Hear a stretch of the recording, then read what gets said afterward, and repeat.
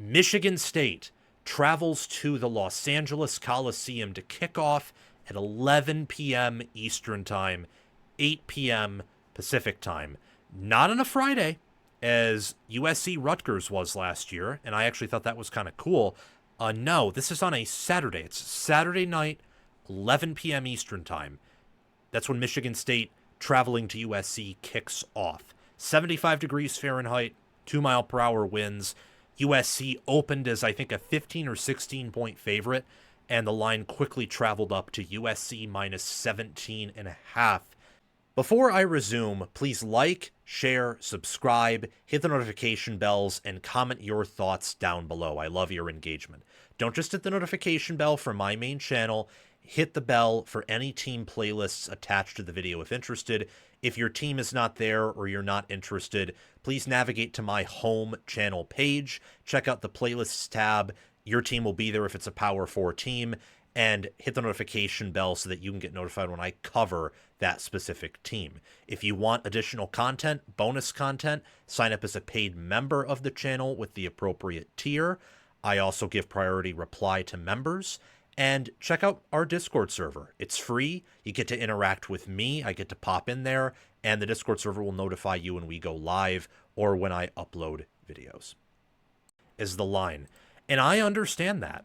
I understand the heavy favoring of USC here by the books because of Michigan State's performances on defense the past 2 weeks. Allowing 40 to Boston College, who just lost to Stanford and only scored 20 points.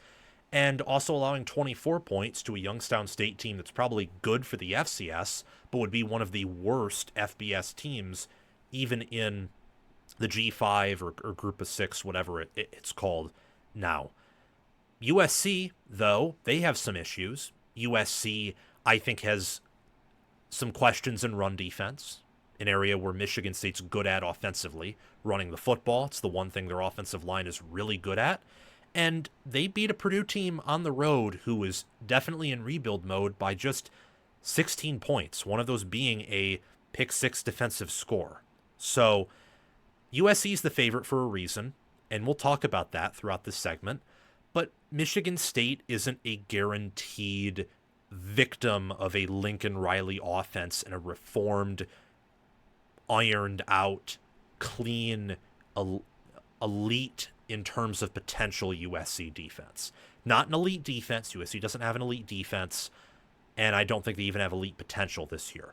But the staff they have with how they've recruited and developed, they could form an elite defense down the line, and they're elite schematically.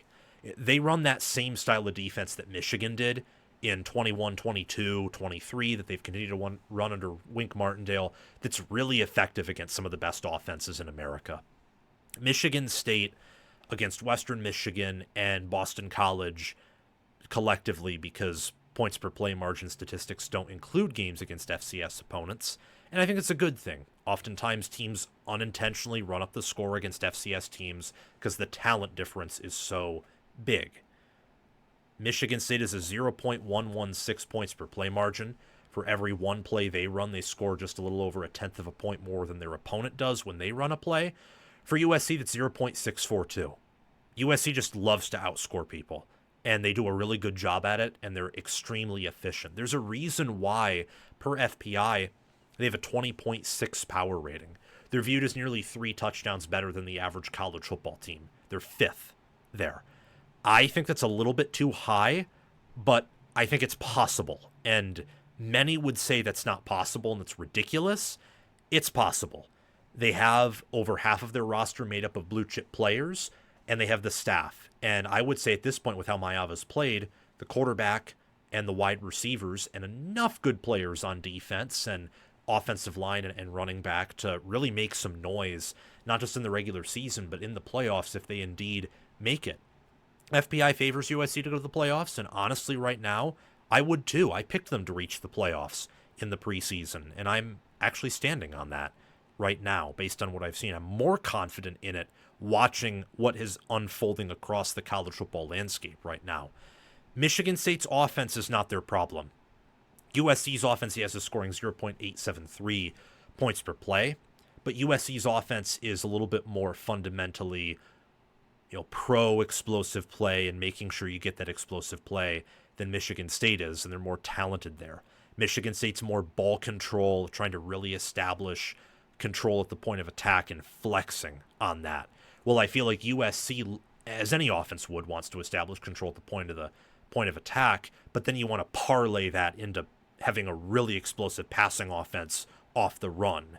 Where Michigan State, wants that too. Every offense wants the same thing to score points, but they go about it a little differently.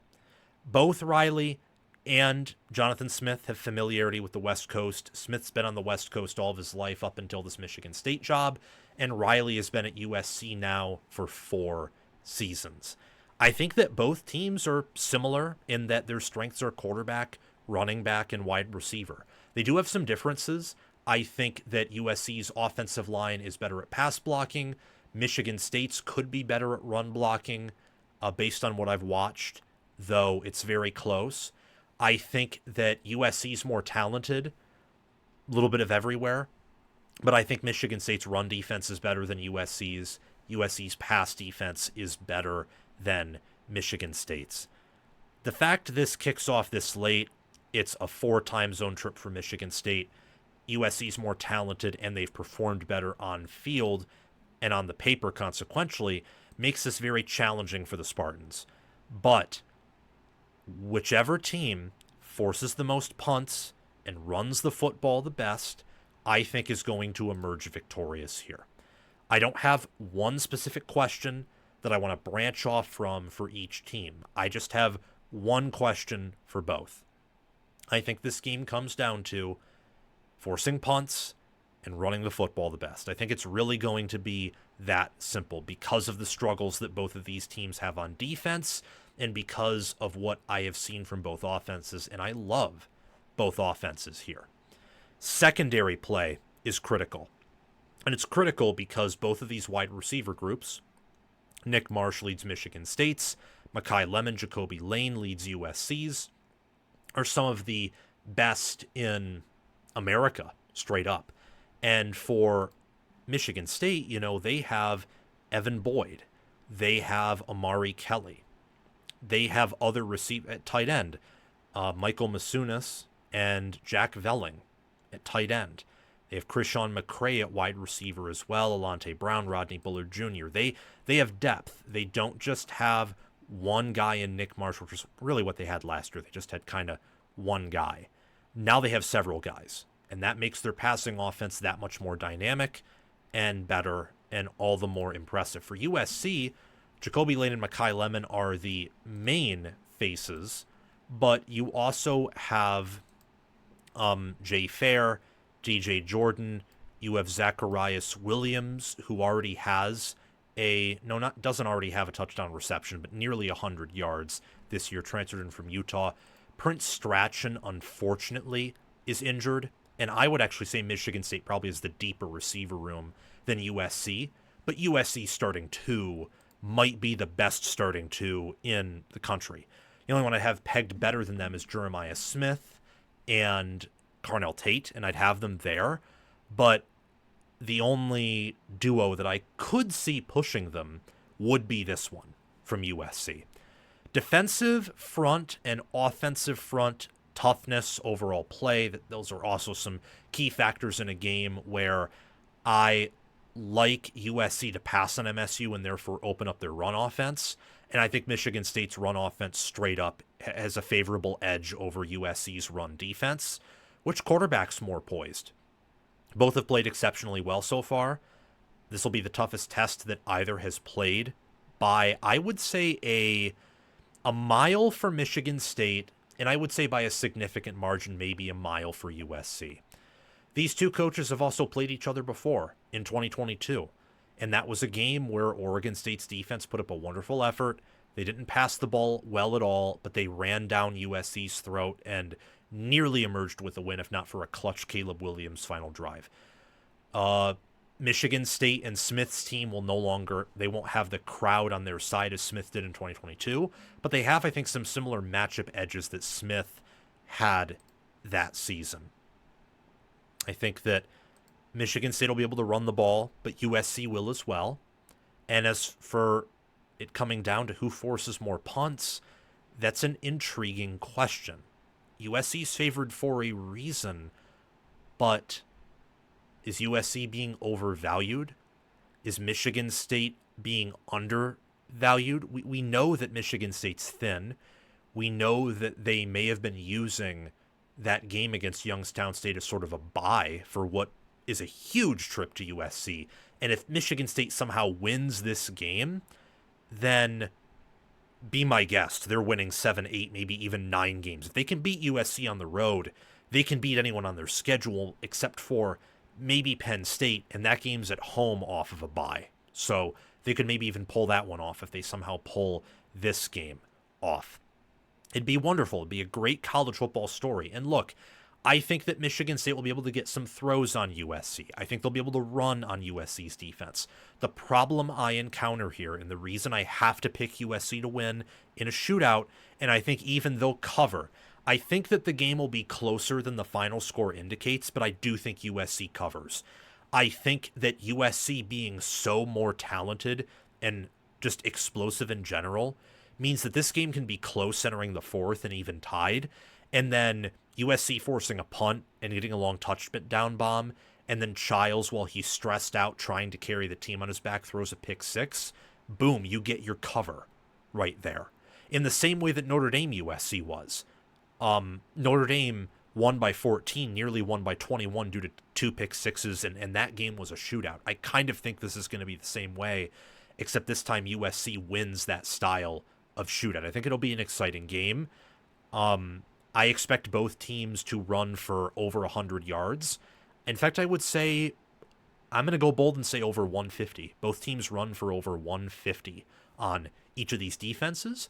Wouldn't be very surprised if it was much more than that, but I also think that they'll try to maintain a balanced attack. They'll pass the football successfully. It'll be a shootout, high scoring, like Notre Dame USC was last year and Texas A&M Notre Dame was just a week ago. And like Michigan State Boston College was a week ago. USC is just much more talented. Michigan State is the better special teams, and I got to be honest, I think their staff's the same caliber of USC's, and if I had to go with one, I'd side with Michigan State's, but USC's has impressed me so much, and I know their roster's better, so I have to go with USC to win in a shootout, and I'm picking them to cover based on the assumption that their explosive plays will take over, and that'll quickly overwhelm Michigan State when I believe USC eventually pulls away. I do not hate the idea of Michigan State covering, though, and while a win would shock me, Michigan State winning would shock me, it would also be kind of the most Jonathan Smith thing to do, would be to come down to the Coliseum and outright beat USC. Thank you so much for watching College Football with Sam. Remember to like, share, subscribe, hit the notification bells, and comment your thoughts down below. Again, for the notification bells, don't just hit the bell for my main channel, hit it for any team playlists attached, or if you're not interested in those teams, navigate to my channel homepage, to the playlists tab. There will be a playlist for your favorite team if it's a Power 4 team. Hit the notification bell for that playlist so you can get notified when I mention them or talk about the conference broadly that they reside in. If you want bonus content, sign up as a paid member, and our Discord server is totally free. You get to interact with me and several other diehard football fans in there. So do those things. Most of them are free, and if you want to go the extra mile, there's always the Patreon page and YouTube memberships.